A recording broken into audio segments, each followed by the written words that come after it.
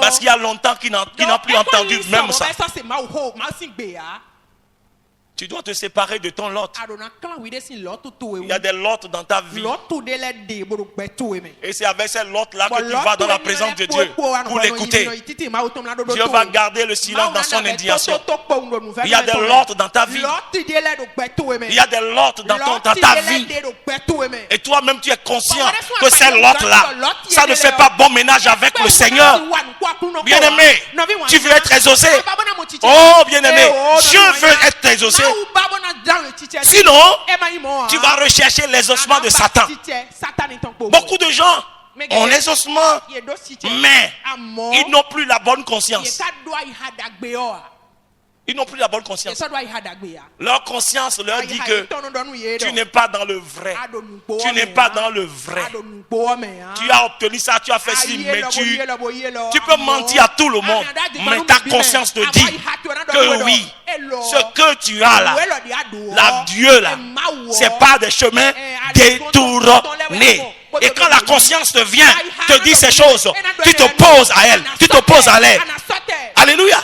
Vous savez pourquoi la conscience, en tant qu'enfant de Dieu?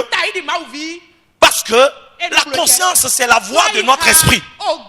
Et lorsque vous recevez le Seigneur, l'Esprit de Dieu vient habiter dans votre esprit et fait de votre esprit un nouvel esprit.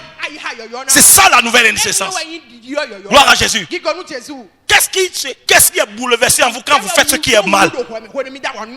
C'est le Saint-Esprit. Il est attristé. C'est pourquoi vous-même vous êtes dérangé. On continue dans ce dérangement. Parce qu'on a déjà pris goût à ce qu'on. On a déjà pris goût et on continue, on évolue dedans. Avec Dieu, on dit Seigneur, si tu fais ci, alors moi je vais faire ça. Seigneur, je vais abandonner ce gros païen, ce mari d'autrui là. Je vais l'abandonner. Lorsque tu vas me montrer pour moi là. Lorsque tu vas me donner un bon chrétien là. Un chrétien bonbon.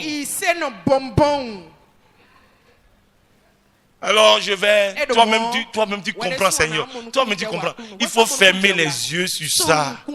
Tu es un Père tellement bon. Dieu, il est incorruptible, mon cher. Je t'en supplie. Moi, je ne te connais pas peut-être trop. Tu peux me tromper. Tu peux tromper les autres. Mais tu ne peux pas le tromper. Lui, la Bible dit, il n'y a pas ce lieu où un homme peut se cacher sur cette terre sans qu'il ne le voie. Je ne sais pas si ce matin, tu es au milieu de nous, tu as adoré comme nous, tu as sauté, loué comme nous. Mais je ne sais pas où tu étais hier nuit. Je ne sais pas. Peut-être que tu sors d'un hôtel, tu sors d'une chambre de passage. Tu as fini avec la femme d'autrui. Tu as fini avec le mari d'autrui. Je ne sais pas. Gloire à Jésus. Et je me dis, ma soeur, mon frère, tout. Mais je ne sais pas. Mais lui, il sait. Parce que son esprit est en toi. Je n'ai pas dit que ce matin, tu n'es pas venu ici rencontrer Dieu. Hein. Non, tu es venu ici avec lui. Parce que depuis que tu as dit oui à Christ, il est en toi. Je ne sais pas. Si peut-être avant d'être ici ce matin, que hier tu étais déjà sorti de ton corps, tu as quitté une réunion dans l'Iroko là-bas. Dieu a fait quelque chose qui est bien aussi. Hein. Et on ne sait pas ce qui est dans le cœur des gens. Si jamais on sait ce qui est dans le cœur, peut-être que c'est lui qui est assis de ton côté là. C'est lui qui veut même te tuer, il veut ta mort. Dieu a su cacher ça au moins. Sinon, si jamais Dieu ouvre ça dans cette salle-là, vous êtes assis sagement. Hein. Oh, si Dieu ouvre ça là, et en même temps, ah bon? Ah, donc toi, et tu es là, tu ris avec moi. C'est ça, la bagarre.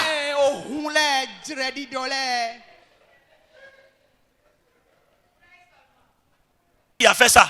Pendant qu'il faisait ça, Josué le leader ne savait pas. Les anciens ne savaient pas. Personne ne savait. Mais celui-là qui a les yeux partout, lui il sait. Il a vu. Bien aimé. Lorsque tu dis, ma chérie, oh le travail ça m'a pris trop aujourd'hui. Le directeur m'a donné un boulot à la sortie. Il m'a retenu pour une séance. Et la pauvre chérie t'attend.